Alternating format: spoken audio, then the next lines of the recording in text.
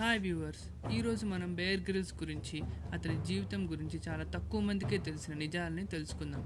ఇంకా లేట్ చేయకుండా వీడియోలోకి వెళ్ళిపోదాం. బేర్ గ్రిల్స్ అసలు పేరు బేర్ గ్రిల్స్ కాదు.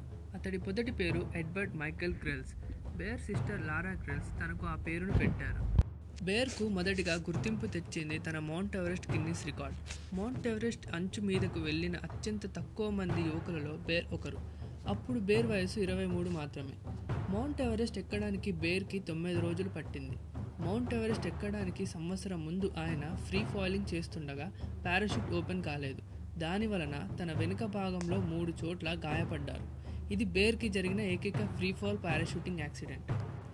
బేర్ గ్రిల్స్ మార్షల్ ఆర్ట్స్ అంటే చాలా ఇష్టం. ఆయనకి షోకోబన్ కరాటేలో బ్లాక్ బెల్ట్. సెల్ఫ్ డిఫెన్స్ సర్వైవల్ని ఆయన చాలా ముఖ్యంగా భావిస్తారు. బేర్ గ్రిల్స్ 3 ఏళ్ళు బ్రిటిష్ స్పెషల్ ఎయిర్ సర్వీస్లో పనిచేశారు. వారితో పనిచేసినప్పుడే డ్రైవింగ్, పారాషూటింగ్, గాయం అయినప్పుడు తీసుకోవాల్సిన మెడిసిన్, ఎటువంటి ఆయుధాలు లేకుండా అడవిలో ఎలా బ్రతకాలి అన్నవి నేర్చుకున్నారు. బేర్ రాసిన మొదటి పుస్తకం ఫేసింగ్ అప్ బ్రిటన్లో టాప్ 10 బెస్ట్ సెల్లర్ లిస్ట్లో బుక్గా నిలిచింది.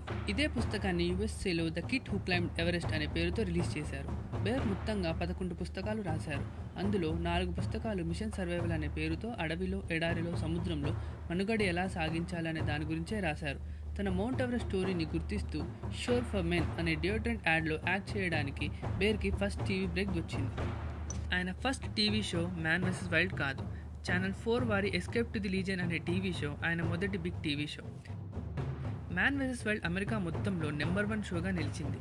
దీనిని 180 దేశాల్లో 1.2 బిలియన్ వ్యూవర్స్ వీక్షించారు. మ్యాన్ వర్సెస్ వైల్డ్ షో ఆధారంగా ఒక ఎక్స్బాక్స్ గేమ్ని కూడా విడుదల చేశారు.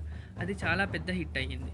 మ్యాన్ వర్సెస్ వైల్డ్ ఒక ఎపిసోడ్ షూట్ చేయడానికి 5 నుండి 6 రోజులు పట్టేది. కానీ టీవీలో దానిని 2 రోజుల సర్వైవల్గా చూపిస్తారు. బేర్ గ్రిల్స్ ఆయన షోలో భాగంగా ఒక యాక్ ఐబాల్స్ని, క్యామెల్ కడుపులో దాచుకున్న నీళ్ళని, గోట్ టెస్టికల్స్ని, బ్రతికి ఉన్న పాముని, ఒక పెద్ద సాలీడుని, ఇంకా చిన్న చిన్న పురుగుల్ని తిన్నారు. కేవలం మనుగడ గురించి ప్రేక్షకులకి చూపించడానికి మాత్రమే వీటిని తిన్నారు. 2012 మ్యాన్ వర్సెస్ వైల్డ్ షో కాంట్రాక్ట్లో వచ్చిన వివాదం వల్ల ఆయనని డిస్కవరీ ఛానల్ నుండి తొలగించారు. బేర్ గ్రిల్స్ తన స్కూలింగ్ పూర్తి అవ్వగానే ఇండియన్ ఆర్మీలో జాయిన్ అవ్వాలని అనుకున్నారు. బేర్ ఇండియాలో చాలా సమయం హిమాలయాలో ట్రెక్కింగ్ చేసేవారు. డార్జిలింగ్, వెస్ట్ బెంగాల్, సిక్కిం ద్వారా హైకింగ్ చేసేవారు.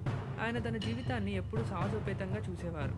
తనకి ఇండియన్ ఆర్మీలో జాయిన్ అవ్వాలని టీనేజ్లోని కోరిక ఉండేదని, ఇండియా గురించి, ఇండియన్ ఆర్మీ గురించి తన అభిప్రాయం అడిగినప్పుడు ఈ విషయాన్ని ఆయన ఇంటర్వ్యూలో చెప్పారు.